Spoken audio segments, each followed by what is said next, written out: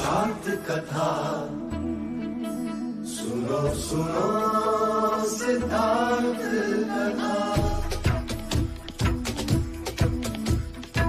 सत्य कथा पुरुषार्थ कथा सुनो सुनो सिद्धार्थ कथा।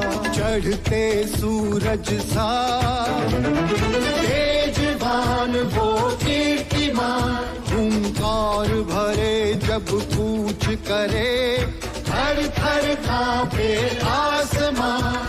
वो राजपुत्र वो शूरवीर, पर्वत को भेद दे उसके तीर, शांति का स्रोत करुणा की धार, निर्झर झरे मन से अपार। वो राजपुत्र वो शूरवीर, पर्वत को भेद दे उसके तीर, है शाक्य वंश का वो तारा, जगमग है जिससे जग सारा। सत्य कथा पुरुषार्थ कथा सुनो सुनो सिद्धार्थ कथा।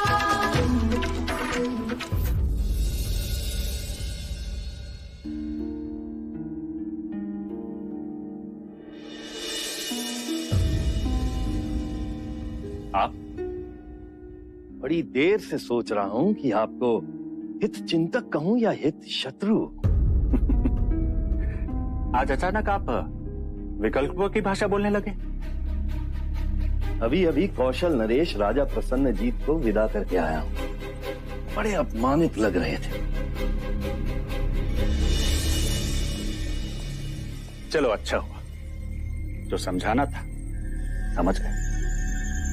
वैसे आप चाहते क्या हैं मजरे राजा? जो मैं चाहता था वो तो हुआ नहीं, परंतु जो लोग चाहते हैं वो मैं होने नहीं दूंगा। खूब समझता हूं मैं आपकी कूटनीति को। पहले अश्वमेघ के घोड़े को रथ में बांधना, फिर कौशल नरेश प्रसन्नजीत को मेहमानों का स्वागत करने को कहना, और संघ सभा में महाराज शुद्धोधन के विरुद्ध राजाओं को उकसाना। आप महाराज के मित्रों को शत्रु बना रहे हैं।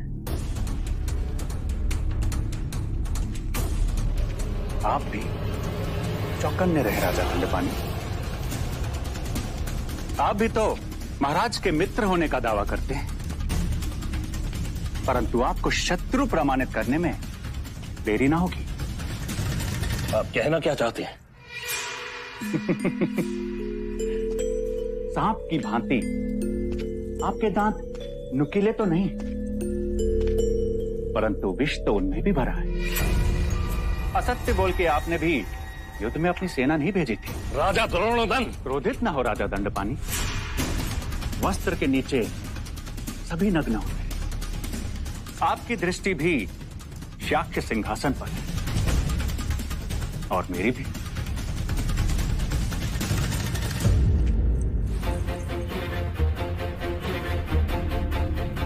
कहा ना, वस्त्र के नीचे सभी नग्न होते हैं।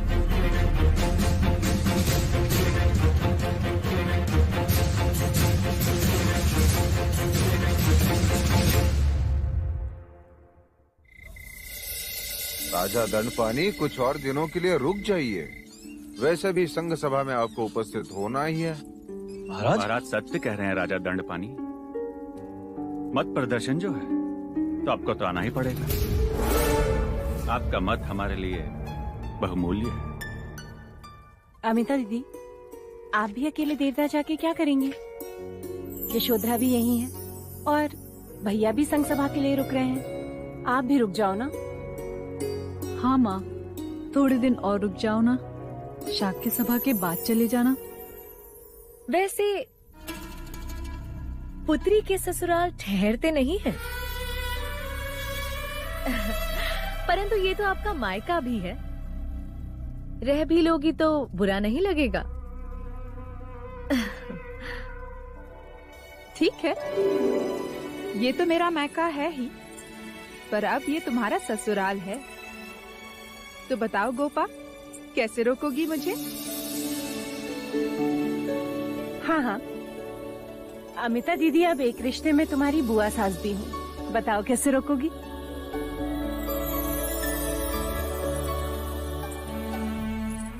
अमिता बुआ जी, आपसे विनती है, जब आप इतने दिनों बाद विवाह में आई हैं, तो कुछ दिन और रुक जाओ, जिससे इस नई वधू को आपकी सेवा का अवसर मिले। अब आप इतना आग्रह कर रही हैं नई वधू, तो हम रुक जाते हैं। देख लो, बस कहने की देर थी ना। हमने इतना कहा, हमारी एक नहीं सुनी। पुत्री के कहते ही चरण रुक गए।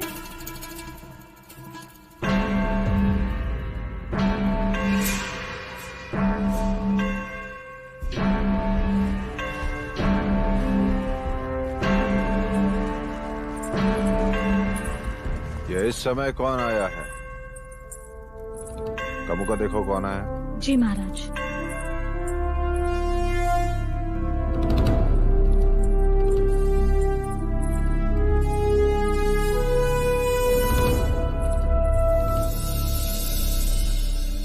प्रणाम महाराज। मोहिनी इस समय? कहो क्या बात है? क्षमा करें महाराज, जो इस समय आना पड़ा। विवाह के पश्चात राजमहल से सारी गणिकाएं रंगमहल में आ चुकी हैं, परंतु महाराज कंचनी अभी तक नहीं लौटी।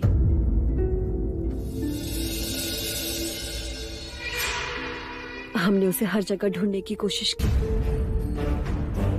परंतु वो कहीं नहीं मिली।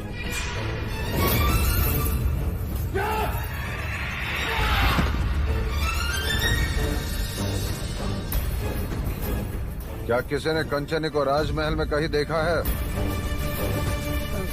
नहीं महाराज। जी महाराज, मेहंदी की रात को मैंने कंचनी को राजकुमारी यशोधरा के कक्ष से बाहर आते देखा था। हाँ, वो मुझसे मिली थी।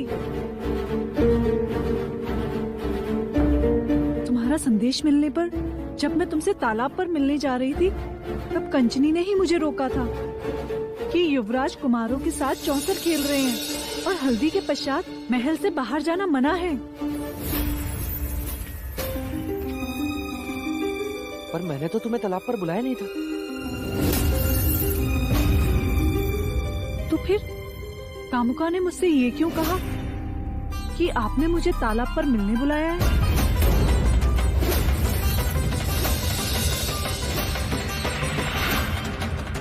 पिताजी, मैंने तो कामुका से ऐसा कुछ नहीं कहा। कामुका, क्या तुमने ये संदेश यशोधरा को दिया था?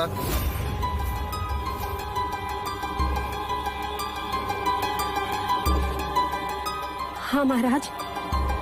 किसके कहने पर दिया था?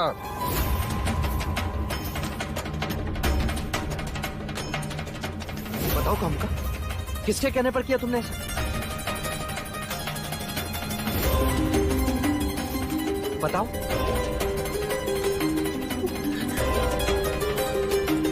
कंचनी,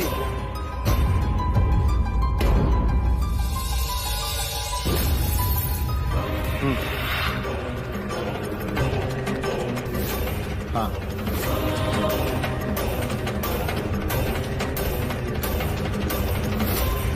कंचनी के कहने पे। तुम कैसे जानते हो? जब कंचनी कामुका को संदेश देने का काम सौंप रही थी, उस समय मैं वहां उपस्थित था। कंचनी मेरी सेवा में थी। हाँ हाँ। पर ज्येष्ठ, ऐसा झूठा संदेश कंचनी ने कामुका को क्यों दिया? ये मैं कैसे जान सकता हूँ महाराज? उस दिन भी उसी ने मुझे रोका था और मेरी चुनर धुलवाने की बात कहकर वो उसे अपने साथ ले गई थी। पर उसने ऐसा क्यों किया? अब इस प्रश्न का उत्तर तो कंचनी ही दे सकती है ना? अनुज, सेनापति से कहो कि रंग महल की गणिका कंचनी को हमारे सामने उपस्थित करें। अवश्य भाई महाराज।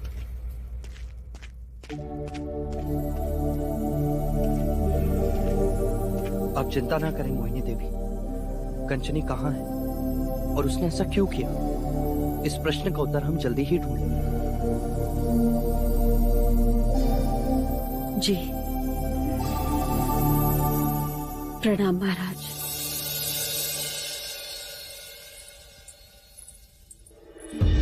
युवराज, अब इन प्रश्नों के उत्तर तो कंचनी की राख से पूछना। जीवन में कुछ प्रश्न निरुत्तर होते हैं सिद्धार्थ, निरुत्तर। और अब कंचनी भी इनमें से एक प्रश्न है।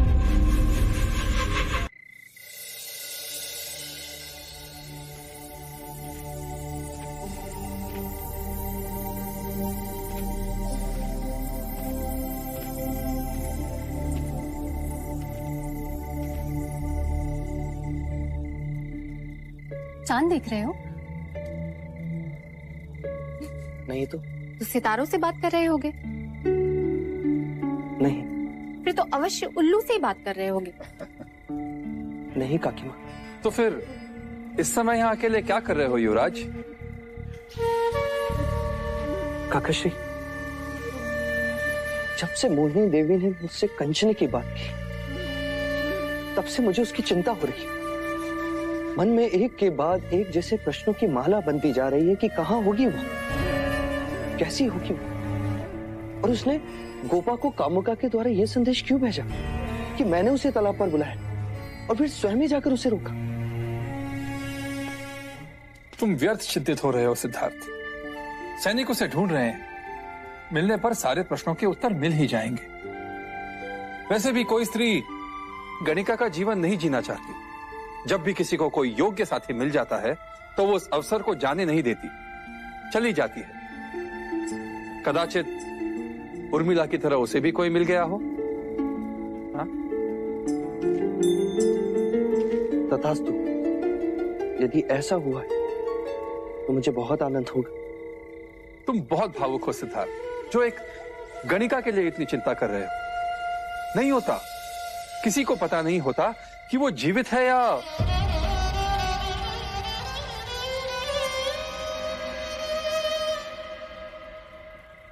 और रात्रि के इस प्रहर तो वर को वधु के पास होना चाहिए। नए सपने सजाए यशोधरा तुम्हारी प्रतीक्षा कर रही होगी और तुम यहाँ अंधेरे में कंचनी को ढूंढ रहे हो। विवाह के दूसरे दिन कोई अपनी भार्या को इस तरह अकेला छोड़ता है भला? नहीं ना सिद्धार्थ, तुम्हारा प्रथम कर्तव्य यशोधरा को खुश रखना है। जी काकी।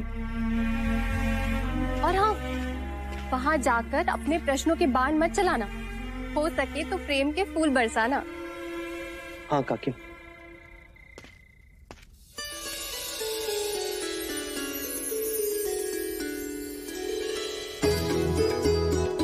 राजकुमारी यशोधरा, युवराज सिद्धार्थ पधार रहे हैं। मैं कब से तुम्हारी प्रतीक्षा कर रही हूँ। क्यों?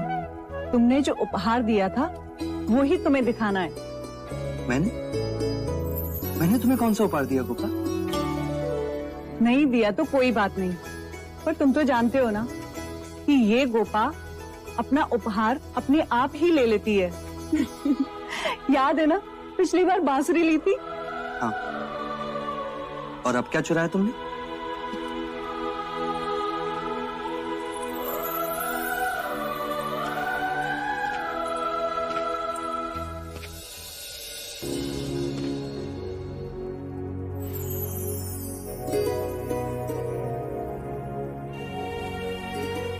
अब कहो, तुमने इसमें रंग कब भरे?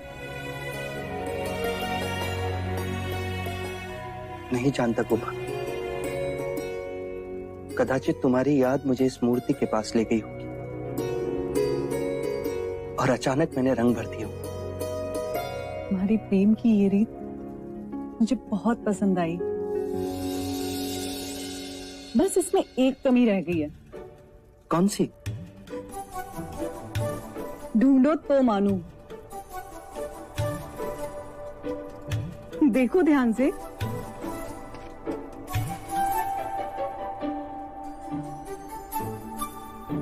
मान लो कि आज तुम्हारी दृष्टि की कसौटी है।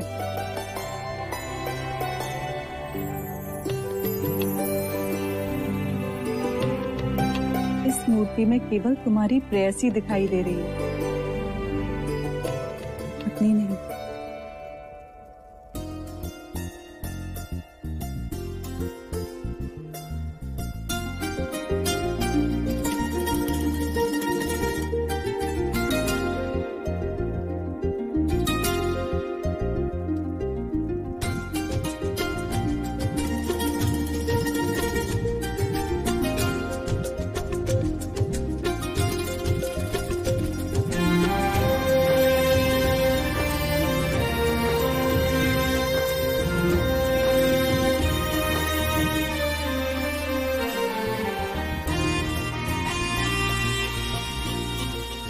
मांग में सिंदूर भरने का अर्थ स्त्री के जीवन को खुशियों से भर देना।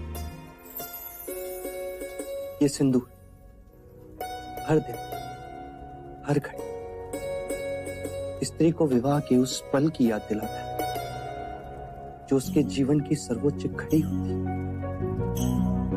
तुम दृष्टि की इस कसौटी में तीर्ण हुए युवराज।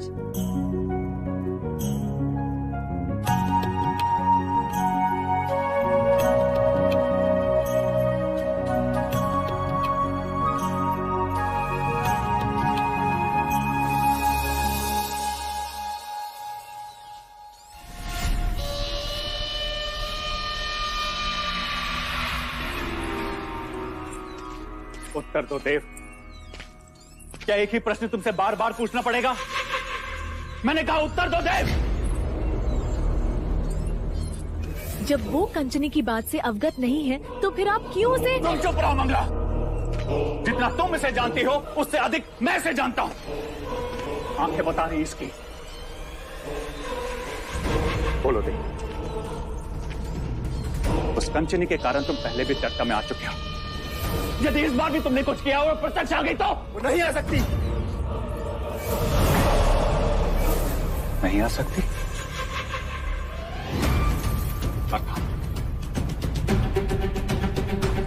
प्रत्यक्ष वो आते हैं जो जीवित होते हैं। मार दिया मैंने उसे।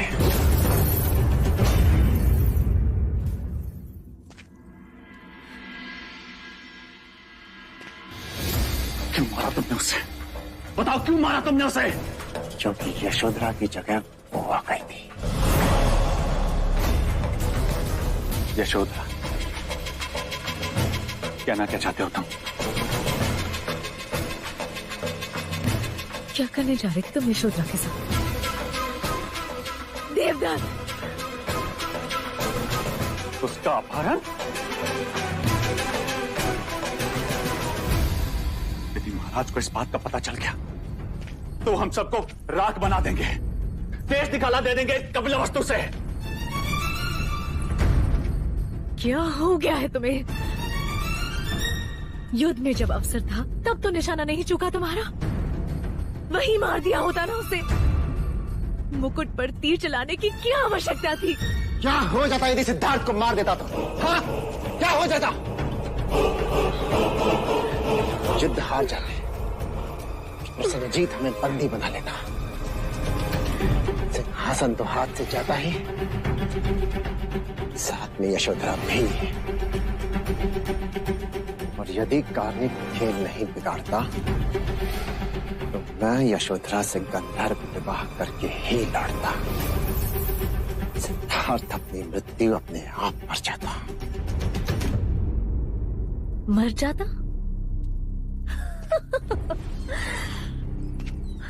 अपने भाग्य में अमरता लिखवा कर आया है वो।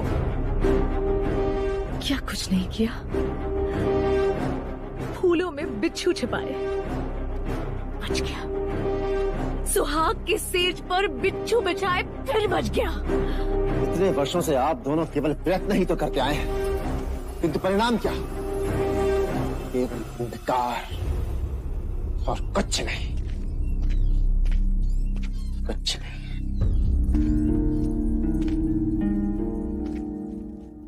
पर उसी अंधकार में एक मार्ग दिख रहा है। कैसा मार्ग? संन्यास का मार्ग। तुम्हें याद है आर्या, असित मुनि की वाणी सुनकर मैंने क्या कहा था? सिद्धार्थ के जन्मदिन पर मैं उसे भेंट में एक कमंडल दूंगी। अब वो समय आ गया है आर्या। साधु संत सन्यासी, दुख दया माया पीड़ा वैराग्य और फिर वानप्रस्थ। तुम कहना क्या चाह रही हो? यही कि सिद्धार्थ के पास बस 2 मार्ग हैं, या तो जग से जाए या फिर वन में जाए। जग से नहीं जाता तो वन में जाए। देखते जाओ आर्य, अब सिद्धार्थ को मैं कैसे भगवा पहनाती हूँ।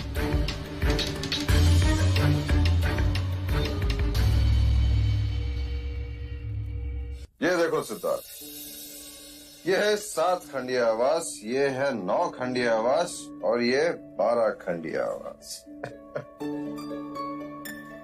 ये तुम दोनों के लिए, ताकि तुम हर ऋतु में वैवाहिक जीवन का आनंद ले सको। परंतु इन सब की क्या आवश्यकता थी पिताजी? आवश्यकता है पुत्र, नई गृहस्थी में एक दूसरे को समझने के लिए अवकाश चाहिए। तो फिर पिताजी, मैं और गोपा इन आवासों से दूर ऐसे शांत स्थान पर जाना चाहेंगे जहां प्रकृति का आवास हो, जो निसर्ग के समीप।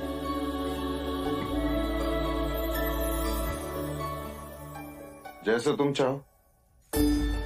एक उपहार आपने अपने पुत्र को दिया, तो अब एक उपहार मैं भी अपनी बहू को देना चाहती हूँ। अवश्य अवश्य। लौशिका,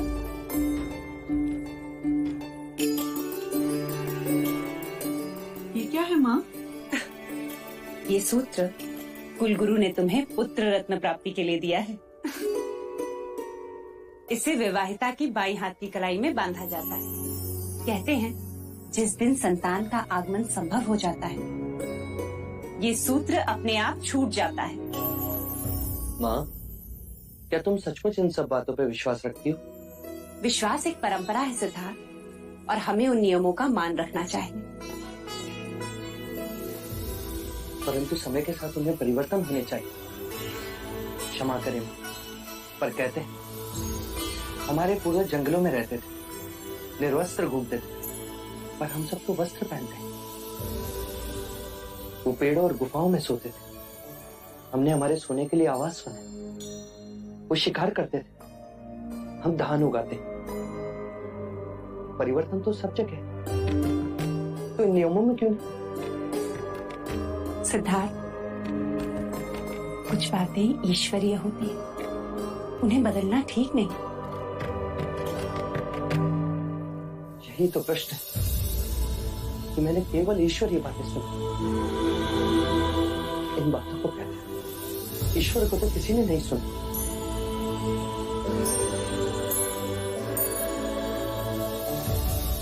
भाई महाराज, संघ सभा का समय हो गया है। अनुज, चलो सदा।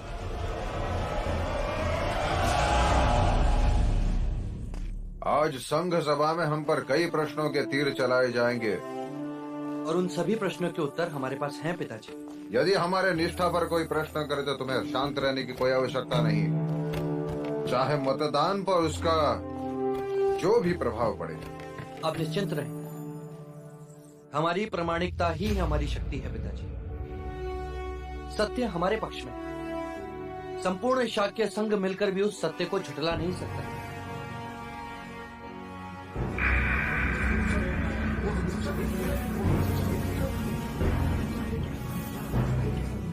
संघ की पिछली सभा जो युवराज के विवाह के कारण स्थगित कर दी गई थी, उसके कुछ अधूरे प्रश्नों पर विचार होंगे और फिर से मतदान होगा। युद्ध में लिए गए निर्णय पर उठाए गए प्रश्नों का उत्तर महाराज शुद्धोदन और युवराज सिद्धार्थ को देने होंगे।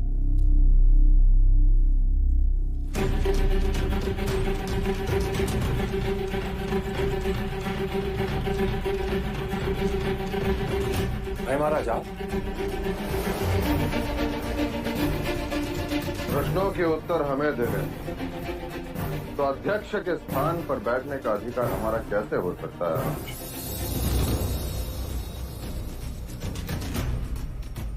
मैं राजा शुद्धोधन शाक्य संघ से निवेदन करता हूं कि वो अपने प्रश्न कर। युवराज सिद्धार्थ, आप ही ने युद्ध की व्यूह रचना की थी और आप ही ने बिना किसी से परामर्श लिए युद्ध रोकने का प्रयास भी किया। मैंने केवल प्रयास नहीं किए, युद्ध को रोका है। जहां तक प्रश्न व्यूह रचना का है, वो मेरी शिक्षा का प्रमाण था। युद्ध रोकना मेरी भावनाओं की आवश्यकता थी और मेरा मंतव्य है कि यदि मैं उस युद्ध को ना रोकता तो दोनों देश के सैनिकों के प्राण जाते और उस रक्तपात से किसी को कुछ प्राप्त नहीं होता। अपने शत्रु को पराजित करके उसे जीवित छोड़ दिया है। क्या ये राजनीति है? क्या कौशल नरेश पर विश्वास कर सकते हैं कि हम पर पुनः आक्रमण नहीं करेगा? आपके प्रश्न किसी आक्रमण से कम नहीं। प्रसन्नजीत पहले युद्ध में पराजित हुए, उसके बाद हमारा मित्र बने। आप सब जानते हैं, मित्रता शत्रुता की विरोधी है। प्रसन्नजीत हम पर पुनः आक्रमण करने से पहले उस युद्ध के बारे में सोचेगा। यही तो खेद की बात है युवराज, सब आपकी तरह नहीं सोचते। अपमान का बदला लेने का प्रण लेकर गया है प्रसन्नजीत। जाते हुए कहकर गया है कि कपिल वस्तु को उध्वस्त कर दूंगा। भविष्य की गर्भ में क्या छिपा है ये कौन जानता है? न आप न मैं। तो फिर हम कल की चिंता क्यों करें? महाराज शुद्धोधन, कौशल से युद्ध के कारण कितनी प्राण हानि हुई है। सवारी और शस्त्र जुटाने में राजकोष खाली हो गया है। क्या आपको इसकी चिंता नहीं है महाराज? परंतु उस समय युद्ध हमारी प्राथमिकता थी। तो विजय के पश्चात आज तक आपने प्रसन्नजीत से युद्ध का खर्च क्यों नहीं लिया महाराज? शीघ्र ही लेंगे। तब जब प्रसन्नजीत हम पर पुनः आक्रमण कर देगा तब? हाँ बोलिए बोलिए। प्रसन्नजीत को आमंत्रित कर आपने अपनी मनमानी। युद्ध से पहले प्रसन्नजीत हमारा शत्रु था और युद्ध के पश्चात हमारा मित्र, और मित्र को विवाह में आमंत्रित करना हमारा कर्तव्य था। वाह युवराज, और युद्ध में जितने शाक्यों ने अपने प्राण दिए उनके प्रति आपका कोई कर्तव्य नहीं। केवल व्यर्थ बातें करने का कोई अर्थ नहीं। यदि आप शाक्य शूरवीरों के बलिदान को सम्मानित करना चाहते हैं तो बताइए, आप में से कौन है जो उन घायल सैनिकों की पीड़ा पूछने गया?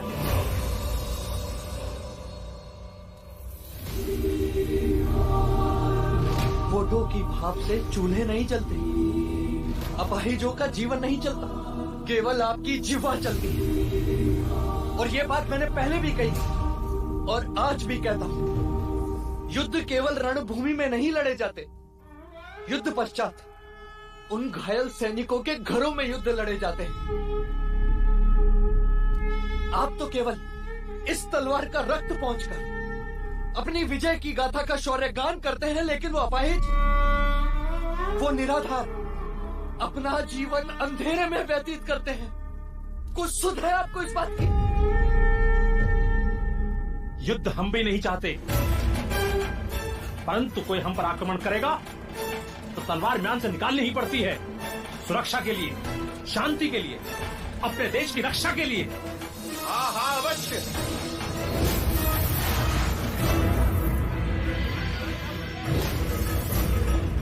ये तलवार शांति नहीं देती, केवल रक्त बहाती है। ये सुरक्षा नहीं देती, मनुष्य में असुरक्षा की भावना को जगाती है। यदि आप अपने देश के लिए कुछ करना चाहते हैं तो युद्ध के बारे में मत सोचिए। युद्ध कभी निवंश नहीं होता, वो दूसरे युद्ध को जन्म देता है। युद्ध की कोख से शांति नहीं, केवल युद्ध पैदा होता है, केवल युद्ध पैदा होता है। आज मैं संघ से प्रार्थना करते हुए यही कहना चाहता हूँ कि मैं हमेशा शांति का साथ दूंगा। चाहे युद्ध लड़ने वाले मेरे साथ हो या नहीं।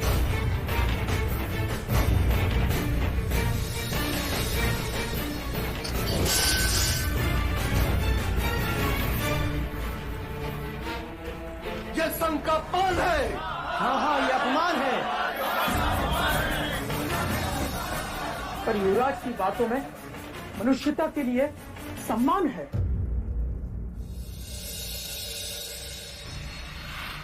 आप सब ने महाराज और युवराज के मंतव्य को जान लिया। अब अविश्वास के लिए मत प्रदर्शित होंगे।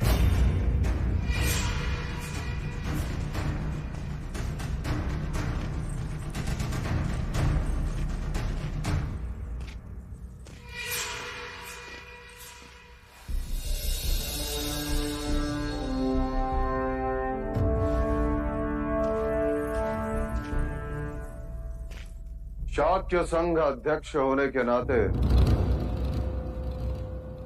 मत प्रदर्शन से पहले मैं संघ से कुछ निवेदन करना चाहता हूं। जो शाक्य राजा मेरे और सिद्धार्थ के पक्ष में हैं, वो अपनी तलवार मेरे दाहिने ओर रखें, और जो हमें विरोध कर रहे हैं वो अपनी तलवारें मेरी बाईं ओर रखें। यदि मतों में मैं पराजित रहा तो मैं अभी से ये मुकुट नहीं पहनूंगा, और यदि मैं जीत गया तो जिस राजा ने मेरे भाई और तलवार रखी है वो आज से मुकुट नहीं पहनेगा।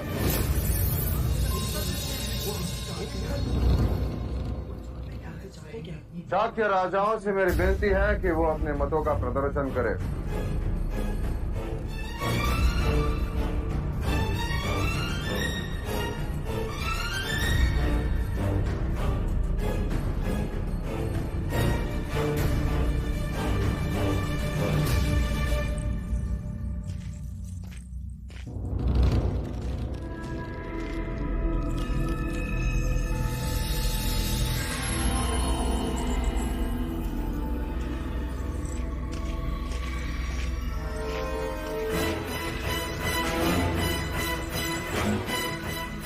पहले आप विरोध में मत डालिए, फिर मैं जाऊंगा मजले राजा। अनुज द्रोणोदन,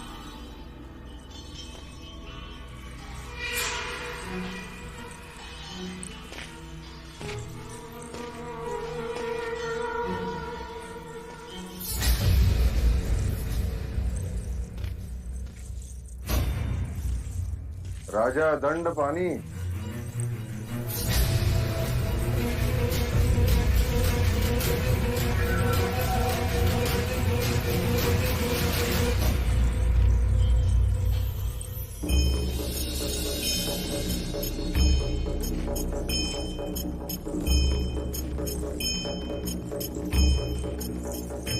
अब आप लोग क्या विचार कर रहे हैं? आपके सिवाय सबने सिद्धार्थ के पक्ष में मत प्रदर्शित किया है। अगर आप विरोध में करोगे तो आप ही बिना मुकुट के घूमोगे। ये सभा अब आपके लिए नहीं रुक सकती।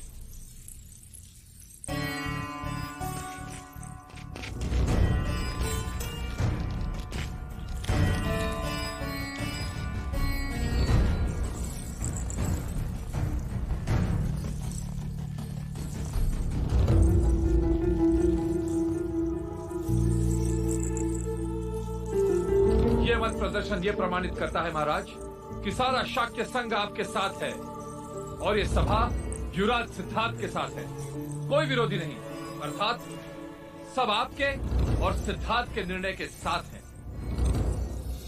महाराज शुद्धोदन की, महाराज शुद्धोदन की, महाराज शुद्धोदन की, महाराज शुद्धोदन की, महाराज शुद्धोदन की, महाराज शुद्धोदन की, महाराज शुद्धोदन की, महाराज शुद्धोदन की, महाराज शुद्धोदन की।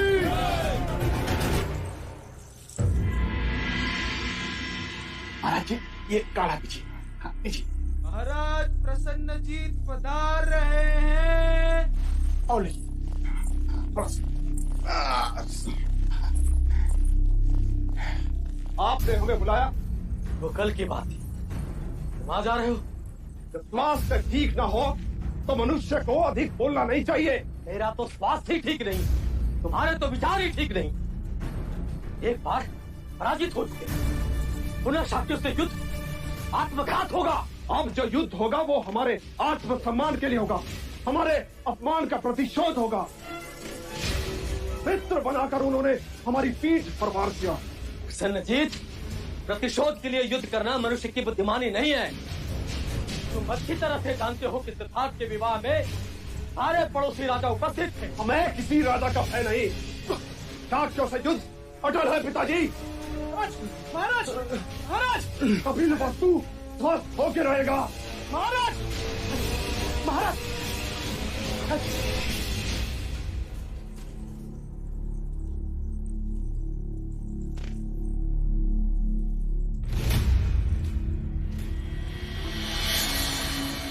आपके रोकने से युद्ध टलेगा नहीं। अग्नि संस्कार की तैयारियां करो।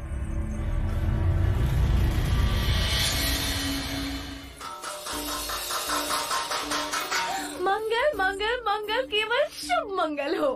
क्या बात है काकी माँ, आप बड़ी प्रसन्न दिख रही हैं। केवल मैं ही नहीं, सारा महल, पूरा राज्य, सब खुश हैं। पूछे तो क्यों?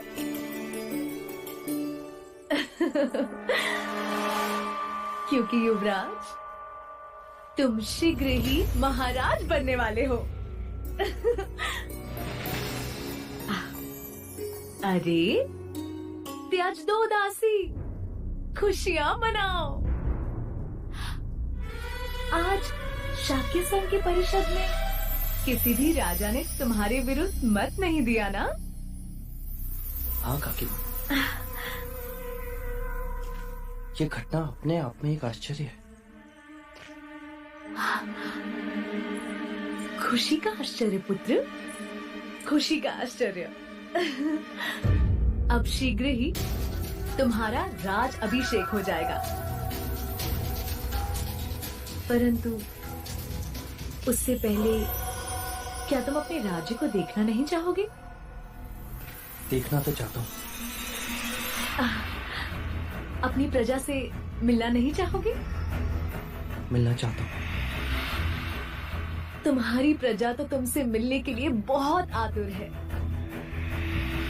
क्या तुमने उनसे मिलने की कोई चाह नहीं? है काकी माँ, पर पिताजी की आज्ञा का उल्लंघन नहीं कर सकता। हाँ, वो तो है।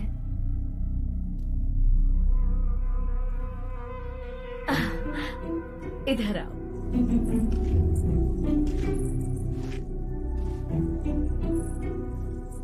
ये मैं तुम्हारे लिए लाई हूँ। अच्छा लगा? अरे नहीं, इसे मत खोलो, इसे बंद ही रहने दो। ये तो तुम्हारे लिए है ना? परंतु खोल कर नहीं देखूंगा तो मुझे पता कैसे चलेगा इसमें क्या है? वही तो मैं कह रही हूँ पुत्र। इतनी छोटी सी डिब्बे को खोलने के लिए इतनी आतुरता, और इतने बड़े राज्य को देखने के लिए कोई आतुरता नहीं। महाराज तो उत्सव मनाकर, तुम्हारे सर मुकुट रखकर शीघ्र ही तुम्हें शाक्य राजाओं का महाराज घोषित कर देंगे। परंतु पुत्र, उससे पहले तुम्हें अपनी उस प्रजा को जानना चाहिए जिस पर तुम राज करने वाले हो।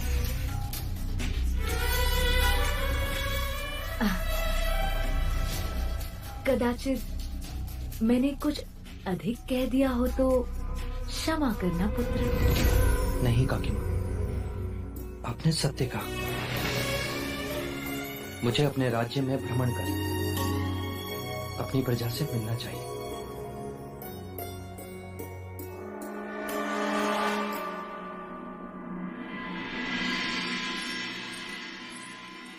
बधाई हो महादेवी, बधाई हो। गरीबों में अन्न बांटो, ब्राह्मणों को दान देकर खुश करो। आज तुम्हारे पुत्र ने शाक्य सभा में सभी राजाओं का वाक कर दिया। सब बस उसे सुनते रहे, उसके विचारों से प्रभावित होते रहे। किंतु हुआ क्या देव, विस्तार में कहिए। जानने के लिए केवल इतना है महादेवी कि आज शाक्य सभा में युवराज सिद्धार्थ के विरुद्ध एक भी मत नहीं पड़ा। अरे वाह, तो यहाँ भी मेरे पुत्र का यशोगान चल रहा है। मैं चाहता हूँ कि अब सिद्धार्थ ही राज का कारोबार संभाले, उसकी कार्य पद्धति को समझे जाने, ताकि मैं उसका राज्याभिषेक कर सकूं और राजपाट के बंधन से मुक्ति पा सकूं। राज्याभिषेक? परंतु आज ही तो आपने कहा था कि मैं और गोपा जहां जाना चाहें वहां जा सकते हैं। हाँ, मैं अब भी उस कथन पर कायम हूँ। राज्याभिषेक बाद में होगा। बोलो, कहाँ जाना चाहते हो? कपिलवस्तु की सीमाओं के बाहर।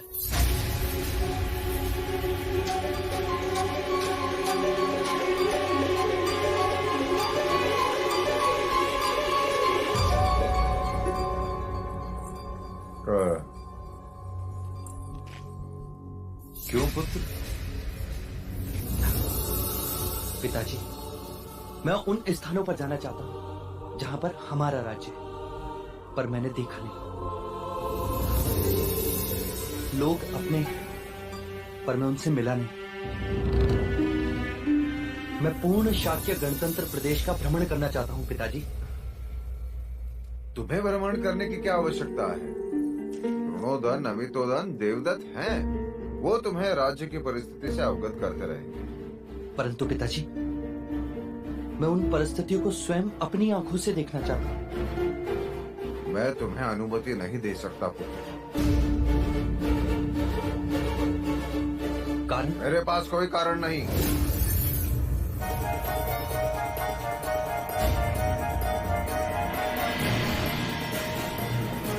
तो फिर मैं भी राज्य का कार्यभार नहीं संभाल सकता। अपना राज्याभिषेक नहीं करवा सकता।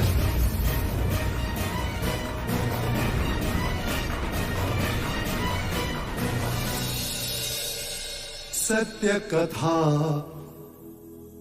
पुरुषार्थ कथा, सुनो सुनो सिद्धार्थ कथा।